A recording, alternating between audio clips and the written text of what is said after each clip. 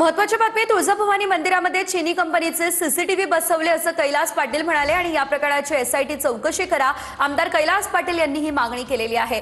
चीनी कंपनीचे सीसीटीव्ही या ठिकाणी तुळजाभवानी मातेच्या मंदिरामध्ये बसवण्यात आले असं कैलास पाटील यांचं म्हणणं आहे। मंत्री महोदय, इनव्ह्यू नावाच्या कंपनीचे सीसीटीव्ही बसवलेत। ही कंपनी कुठली? चीनची।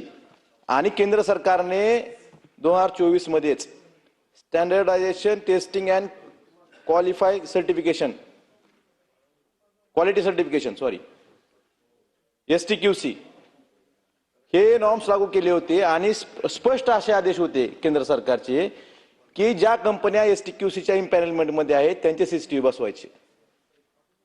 मग तुळजापूरमध्ये सीसीटीव्ही बसताना केंद्र सरकारच्या नियमाचं पालन का केलं गेलं नाही? माझी विनंती आहे की याची एसआयटी चौकशी झाली पाहिजे आणि यात कुणी असतील, राजकारणी असतील, अधिकारी असतील, यांना तुम्ही त्यांच्यावर कठोर शिक्षा